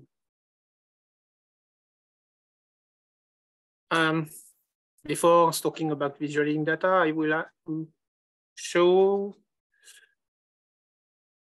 I want to explain a few steps that applied from reading the data from the file and bringing them to the screen. So Anywave is composed of several software components, and one of them is the file reader, which allows the opening and reading of data. And once the file is open, the channel it contains are passed to the montage managers. This component is here to allow applying a montage to the channels. So by default, when you first open the file, the default montage is the one present in the data file. But we provide a graphic user interface to edit, to customize and make your own montage. And this file is saved along with your data or in a special directory in a BIDS if you work with a BIDS structure. And so the next time you open the file, the montage file is automatically applied again. And finally, the montage is sent to all the signal views for visualization. So about viewing data, here I want to show you an example that shows that we can directly open a BIDS structure within Anywave. And so by doing that, we have a nice GUI that appears on the right part of the application. So this is the BIDS structure. You can browse your subject and browse your data file. All modality that are compatible to Anywave, so EEG, MEG files. I just double click on the file and visualize it immediately in Anywave. And as you see here, by default channels, the montage display is the one that found in the file and also described in the channel CSV file found in the BIDS structure. So before annotating EEG, it may be, also optional, it may be useful to prepare the data, prepare the visualization. So as you can see on the left image, sometimes the raw data may need to be filtered a little to be more comfortable after for marking. So here you have, oh, sorry, I went too quick. You can apply a quick online filtering on the data. So, and then you can also facilitate the editing by just selecting here the type of channel you want to visualize in the view. So here for example, just the EEG channel. So now we are ready to annotate EEG data file. So to start annotating, you have to click on the, I'm sorry, with my keyboard is. You click on the small pencil button to start annotating in any wave. That will bring that window, which is the marking tool. This is the tool where you set the marking options of any wave here. Note that we added recently the head support. So when you are ready to annotate, you can go to the signal, and as indicated in the window here, you can click once to just add a time point event, or you can click and drag the mouse to select a time selection. And as soon as you release the mouse to mark your event, the list of pre-selection of head annotations are proposed. So you just have to pick one, and it will be added to the trace and to any wave. And also notice that you have a list of added markers that appears here in the right part of the marking tool. And this feature was recently added to provide a way to undo marking that was made by error. And note that you can also undo that, of course, by pressing Ctrl-Z. So here in the previous slide, I just show how to globally mark events. So what I call globally is that it means that the marker added targets all the channels present in the file, but you can also target specific channels on the traces. So here it's the same way that before, but pressing and holding down the Control key, you can select, as you see in the left image, a group of channel and the time selection. So, but sometimes the manual selection with the mouse is not so accurate. So you may select 3 channels and you don't just want 1 or 2. So we also added a manually validation tools that brings that question: do you want to manually set the channel you targeted before? If you click yes, you will have a validation window that get back to you the bunch of channels you selected here in the left box. And you will see in the pink color the timing of the marking you just did. And so you can select by clicking on the traces or the EEG label. You manually select the channel you really want to target, and then you click validate. And okay, the validation is done. The markers is inserted in any way, and you can check out in the list of markers, because in any way we call it markers, but we can call it event. It's the same. And here you can see that by clicking on the target column here, you can see that marker that was just added was targeting these 2 channels. Also, after you have annotated a complete EEG file, that could take some time. So you can finalize the marking by reviewing on the traces all the annotation you added. So there is an option that allows you to display on top the plot the marking selection you did. Maybe the picture is quite small, but you can see on the right part, there is one global marking here and several global that targets only 1 channels. So if you're not satisfied, or if you want to adjust the marking, you can do that. But just holding the Shift key and dragging with the mouse the marked area, you can adjust the timing, move it, also enlarge or reduce the marking.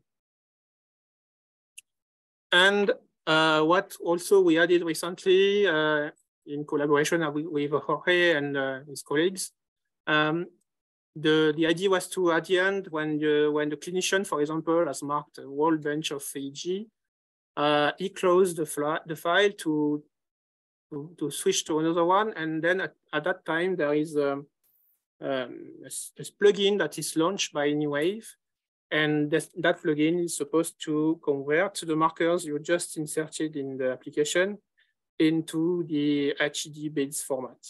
So this is done by done by using the special plugin, but maybe Jorge may say some words about it because I personally I don't know how it works. That brings me to the subject of process plugins. What is called process plugins in Anywave is small plugins that you can that Anywave can launch, and basically, so it's an external program or an internal program that runs in the background and process, apply algorithm on data or do some stuff you need. For example, converting markers file to another format or converting files to another format. So here I'm showing just some plugins that included with Anywave and very most used here in the lab, notably the ICA plugin, which is of course a plugin that computes independent components from the sensors. And here I show an example on the MEG file. So on the top view, you have the MEG signals, and on bottom view, you have the time series of the independent components and also their topographies. And here is an example that is used mostly here to denoise the MEG data, because as you can guess, the first two components, they detect the cardiac activity. So you can select the components, mark them rejected. So the signal is rebuilt without those two components. So that's a way to denoise the MEG data. That's some things we use here when we have a day hospital for MEG patients. They come to they are epileptic patients. They have to have surgery, but they also come before to have a MEG exam to bring new elements to the surgeons. And so we use that techniques to denoise, to prepare the data for further processing by denoising.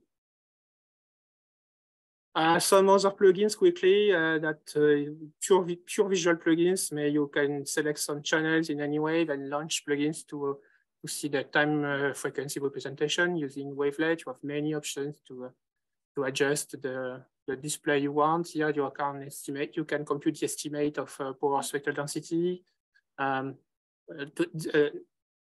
also I want to specify that Anywave can also run MATLAB written process plugins. So we have some plugin we can provide with Anywave. One of the most important for us was Delphos. Delphos is a detector of spikes and oscillations in EEG traces. So this is one example of a MATLAB plugin. So you launch it as other plugin from Anywave. It will get the data from Anywave, do its detections, and send back the results to Anywave as events. Our marker is here. So you can see the you can see the main GUI of the MATLAB plugin, and behind that you have the traces in Anywave, and you see that the spikes detected here in the first 3 channels, they are added in the list of events, and also you can have the extra value associated with the marker here. In this case, it's the frequency of the oscillation. So this is typically a MATLAB plugin we have. And also, we also provide this one, which is used in epileptic patients to detect the start of seizures. So it's the epileptic genicity index. It's mostly used by clinicians here in the lab. And to finish on the plugin part, I want also to say that you can also write your plugin in Python. If you're a MATLAB or Python programmer, you can easily start deploying and developing your own plugin for Anywave. To do so, it's very easy. You have in process menu of Anywave, you have an option to create a new MATLAB or Python plugin, as shown here. If you do so, you have a quick assistant. So you just have to enter a name, which must be unique, a quick descriptions. There are a lot of parameters, but I won't explain that in detail. It's not very important here. And once you click create, Anywave will create the folder for your plugin in the right locations. We see the location where we look at for plugin when starting up. And so you can open it directly in MATLAB, and you see that all the files needed to make your code compatible with AnyWave are already created. Also, your description file that will indicate anyway what is your plugin, what is the parameters it requires. And here you have the main.m file, which is a main file that anyway will ask MATLAB to run for you, or if you build it in a standalone application by compiling it in MATLAB, it's the same way, it will run the same way, except that you don't need to have MATLAB installed on your computer. I try to be quick and focusing on EEG annotation. I hope it was not too quick. Thank you for your attention. Thank you, Bruno. That was a nice talk. Next, we have Christine Rogers, who's going to be talking about EEGnet. Hi, everyone. Thank you. Can you hear me okay? I'm just going to show my screen.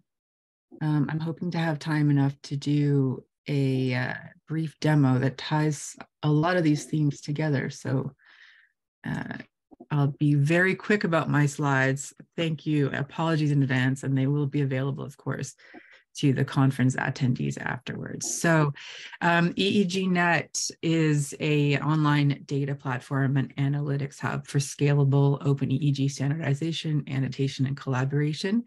This is driven by the Alan Evans group at McGill, and we work very closely with Pedro's group. And if in case I forget to mention it and any of you are at HBM, please do come visit us. We'd love to see you at our booth, and there'll be a panel talk as well. So as you've heard from Pedro before, and from Bosch and from Alan, perhaps in the introduction, EEGnet is part of the Global EEG Norms Project and the Global Brain Consortium. Alan's already mentioned in his opening remarks that this is a network of 30 and more Canadian investigators coast to coast, with many global partners on our scientific advisory board and our technical advisory board, including Pedro, Scott, Kay, Arnaud, Cyril, Claudio, and many other folks. We're having an online colloquium this May, and we'd like to see everyone there if you can make it May 10th. And please don't hesitate to reach out with any questions after. Our grant objectives are simply to deliver a platform for sharing and analysis of standardized EEG data sets that are open and that are gold standard expert annotated so that they are ready and leverageable for machine learning and clinical applications and the early identification of biomarkers. And this, as Kay mentioned, is where HEAD is so integral to some of this annotation process, as well as the SCORE ontology implementation that Dora mentioned. So our key pillars of EEGnet are delivery of a data platform with these open EEG workflows using the BID standard, with data sharing and an online analytics hub tied in. As Alan also mentioned in his opening remarks yesterday, the recent integrations of these standards are key. This includes toolboxes such as what has been presented by Jorge Bosch-Bayard for harmonized multinational QEEG norms, already mounted on the C-Brain processing platform. The LoRa Signal browser, which ties a lot of this together, which I'll hope to demo in a few minutes, as well as the technologies we've already heard discussed today, and a tool that we've produced for the global community called EEG to BIDS Wizard, which is an open source tool for any platform that enables researchers to quickly standardize and transform their data for data sharing. So in a nutshell, EEGnet is a combined data hub and analytics hub formed by the LoRa's data platform and the C-Brain high performance processing portal, which sits on top of the high performance processing clusters of Canada, as well as other networks. LoRa's itself as a data hub is a stack of many open source technologies. It supports many modalities of the BID standard and many workflows, including validation, curation, querying, export, and QC and quality control. It's been deployed in many, many instances. So this is one instance where LoRa's is deployed for EEGNet, and it's released open source as well. We have about 2 releases per year by our team at McGill. The CBrain platform as well is an open source portal that we also leverage for EEGNet, tied to the LoRa's deployment. We also leverage the Canadian Open Neuroscience Platform, which EEGNet is an extension of, not just in terms of their infrastructure and their portal and their NeuroLibre publishing platform, but also in terms of partnerships and the groundwork they've laid in ethics and data governance for data sharing, not just in Canada, but also globally. So the EEGNet timeline is that since the grant start, I should say, in 2021, we've launched a data platform for pilot users with visualization and workflows, with an analytics hub on CBrain with some of the tools you've heard about already. This spring, we're piloting head score tagging workflows in the online front end for BIDS EEG data sets. And in addition to our spring colloquium, we hope to have an open launch for the community at large, with more workflows, more data sets, and more analytics tools later this year. In a nutshell, we have some metrics that I'll skip over very briefly in the interest of all your time. And just to come back to what I'm hoping to highlight today, I'll just launch into a brief demo of the EEG Signal browser. So I'm hopping over, this is our dev site. It's live right now. And I'll just say that this is a Signal browser for some sample data that we have from some researchers at Brock, another Canadian institution. I can, for example, use the timeline to set a different time frame. I can apply high pass and low pass filters, reset the amplitude, as well as sort of page through all the channels. I'm also going to highlight a particular part of the signal and perhaps select like a different view, 16 channels at a time, or 4 if I want to see them in great detail, or I can hop back over to 32 or even 64. I'm going to highlight a specific group of channels and then really zero in on an area of interest. So I can do that either dragging this time bar, or I can also select a region and just click to jump to that group. Now we have a bit of an interesting area here. So I'll just see if I can focus on a different area. And it moves pretty responsibly. And I'd just like to say this is all brought together online so that researchers can work together on the same data set in real time effectively. So that's clearly an area of interest that we've heard from our technical advisory board. So this is the full detail that you'll see. I've applied a few filters, which I'll just remove. But the idea is that you can see 32 channels at a glance. If you mouse over these channels, you'll also see that they're highlighted individually for clarity. Some of them, we'd like to isolate the effects through some more granular representations.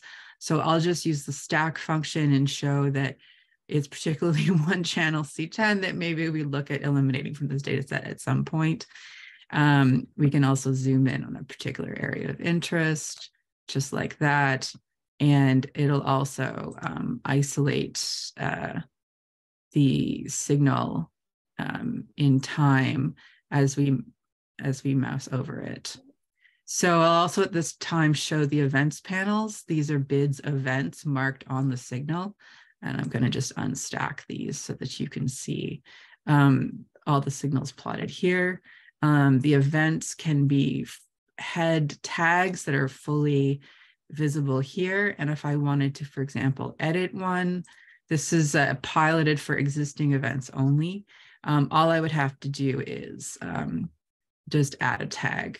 And for example, maybe I wanted to say that there was an eye blink artifact also at this place, and then I would just update that. And the idea is that researchers can collaborate here to annotate and to tag data sets together to provide that gold standard community validated tagged and enriched data set for machine learning. I'll also just note that we link, as Dora showed already, to the head schema browser. it'll be tied to a specific version. And this in particular is a demo that shows just the tags available in the head score artifact subset, I think, as AnyWave also showed. And we'd certainly like to keep aligned with those sorts of simple workflows that, that will work well for the community following a standard practice and a standard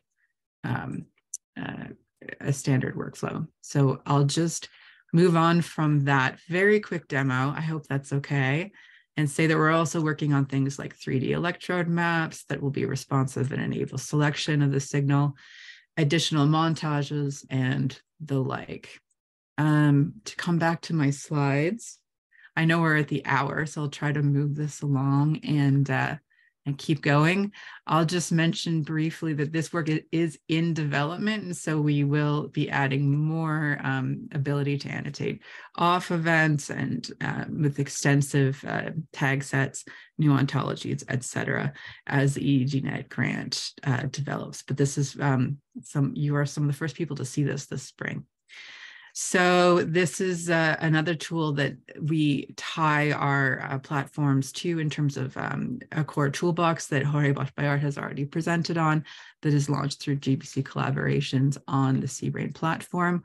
I'll also just mention that this work is derived from earlier projects such as the MNI Open EEG Atlas at our home institution, the Montreal Neurological Institute, with Jean Gottman, which included some 3D visualization.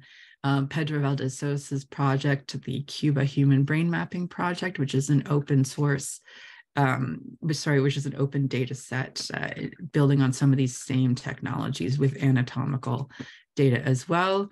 We have additional collaborations, with some American projects also deploying EEG features.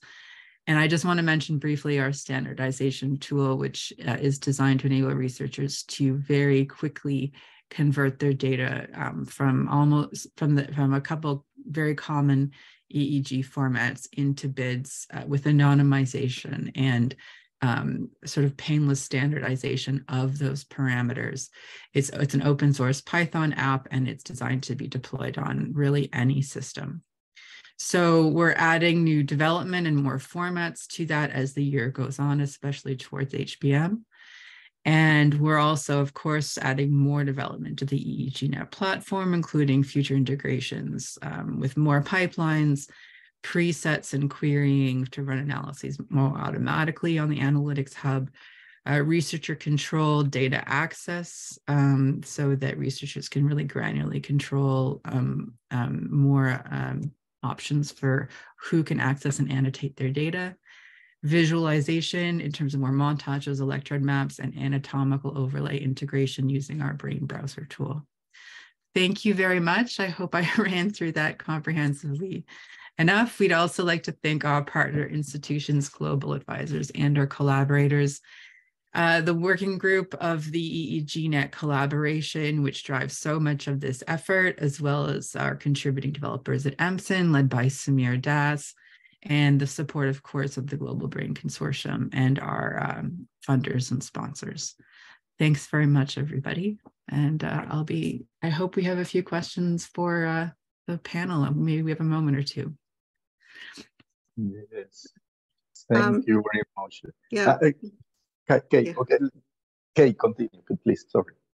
Yeah, thank you very much, Christine. I was going to ask the panelists to get things started. I hope we'll have some discussion, but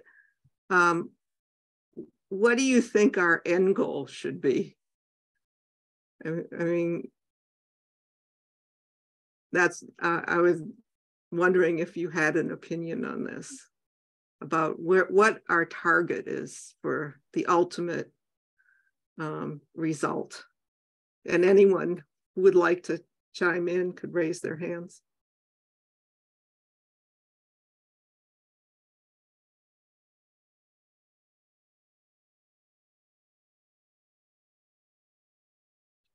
Should it be more sharing, for example, more open standards, more collaboration? Just an idea. Yeah. Yeah, well, it depends how. Okay, who's going to talk? It depends how ultimate you're talking.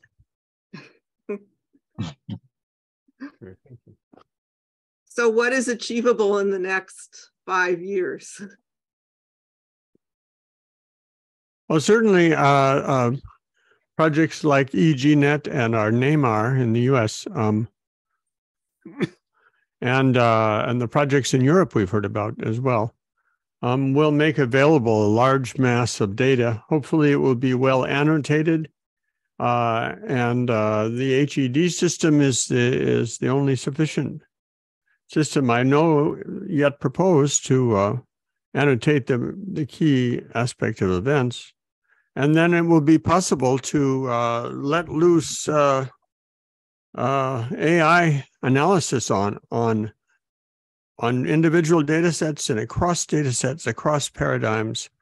And I believe that that will result in advances both in basic understanding of brain function and in certainly in applications, clinical and otherwise. Thanks, Scott. Dora, I see your hand is up.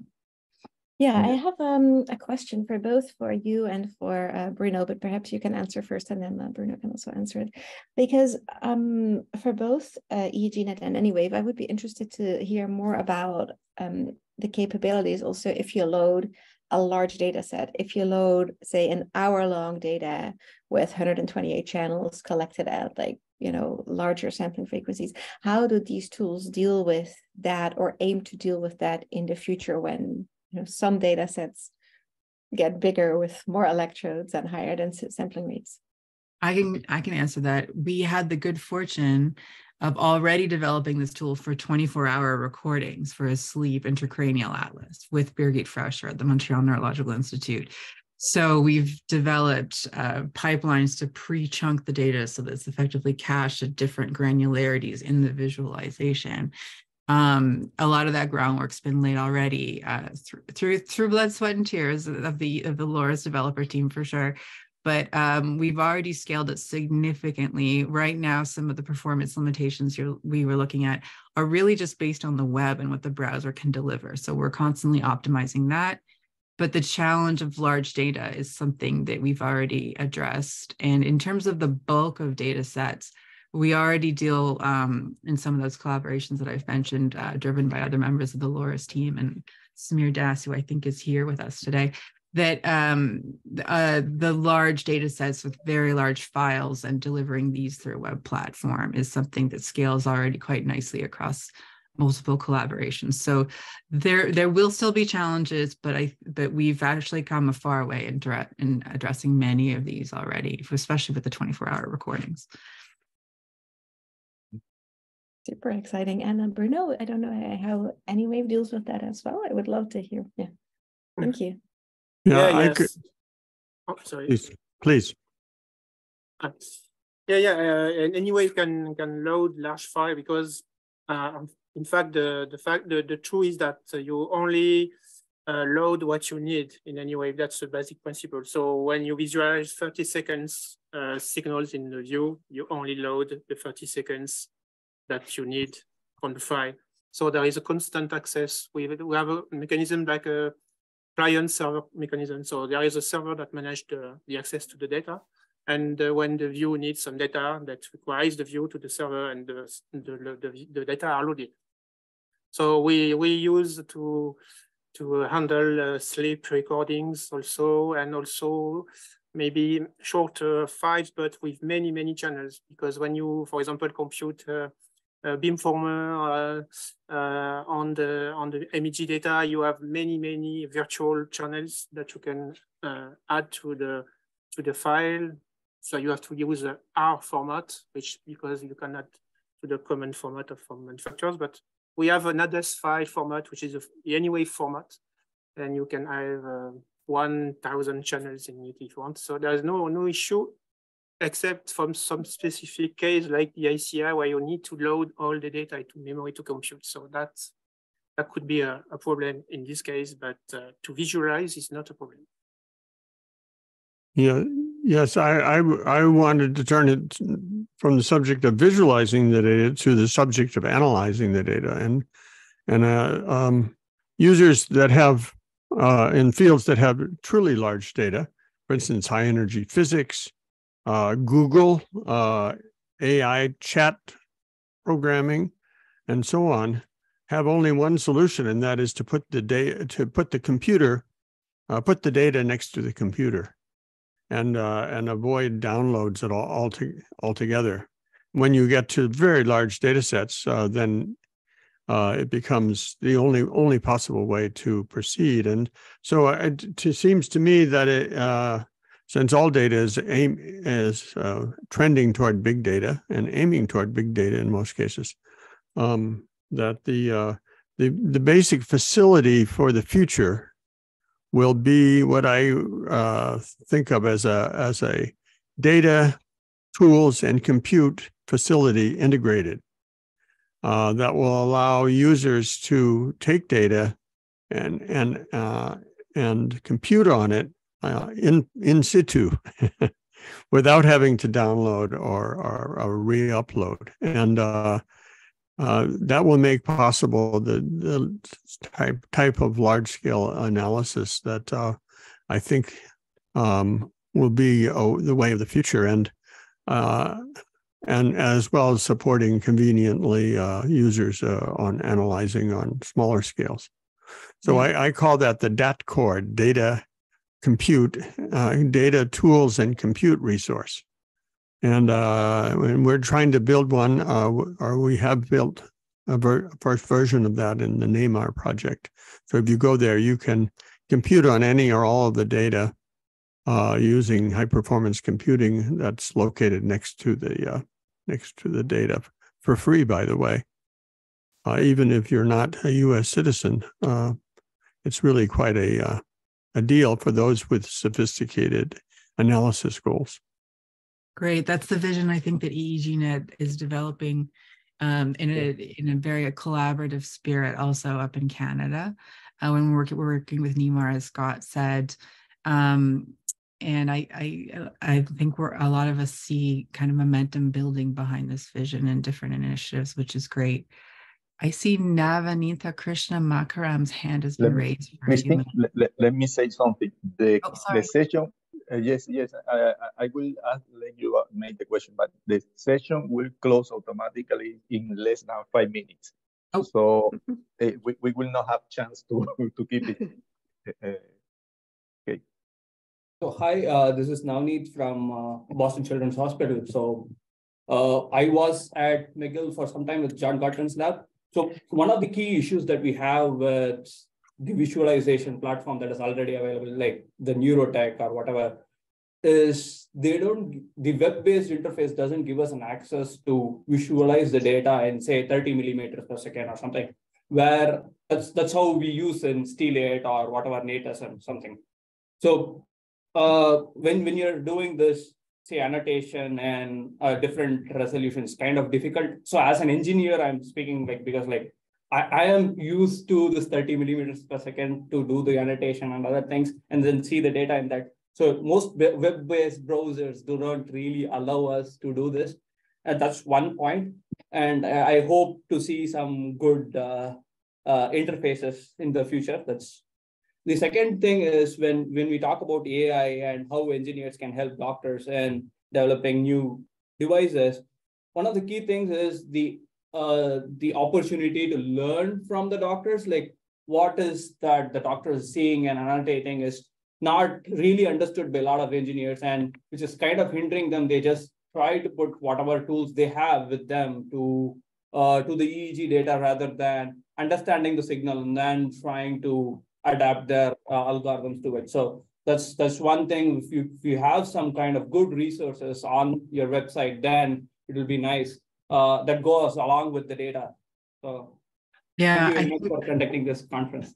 That's a great comment. I think that's why I think maybe Samir was just going to pop on here and say that we find that a lot of these technical projects definitely benefit from bringing technical and scientific advisors together on these initiatives. And I think a lot of these collaborations are very mindful of exactly what you've just pointed out, those gaps. And so we do bridge them as carefully as we try to, but we keep an eye on that for sure. Thank you. Samir, did you want to pop on with one last comment or? I mean, I was just going to comment on what Scott was saying, which is that, yes, in order to do, the eventual goal of doing AI, you need the pipelines and tools alongside the data. Otherwise, that's also a big challenge. We've built ourselves something called C-Brain. We've introduced pipelines for EEG onto there, and that could also be used for the QC side. So it's not a one-stop solution. What is absolutely key in that is wherever you do that, you need to have stuff standardized, the pipelines as well. So maybe drawing people's attention to something called boutiques, which is a way to describe pipelines that could be useful no matter where you are, what high performance computing environments you use. But yeah, I think that's the goal, to standardize data, standardize the pipelines, put them together, and then let AI or whatever deeper machine learning algorithms do what they can do best. So yeah, that was it basically. This is Scott. I would just briefly, say that my primary interest is in providing pipelines that people can push a button and turn on, but providing a full environment, compute environment that they can use to invent new algorithms and explore new directions for discovery science. And well, not that pipelines can't enable discovery science, but and that's what we've fortunately been able to do on the Neymar platform because of the associated high performance computing resources, having a full MATLAB, having EEG lab, having lots of neuroscience tools and Python and so on. So it allows anyone to customize or invent new algorithms to apply to the same data.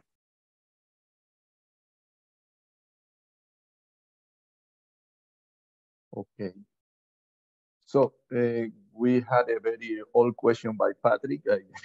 I don't know if he already feels that you answered his question. Patrick, do you want to comment? Because I think we are going to be cut very, very soon.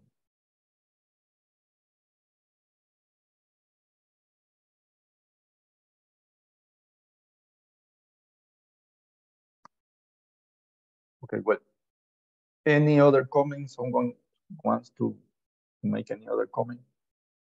I told you this could be a very, very great session. I thank you everybody for the participation, all the speakers for the great talks, all the ideas, the discussion. And we don't have much time, so the other section is going to start in about 2 minutes. So maybe we should move to the general room now. Thank you very much. Thank you very much, all, for a good panel. Yeah. Thank you. Thank you very much. Yeah, thank you. Bye. Very good.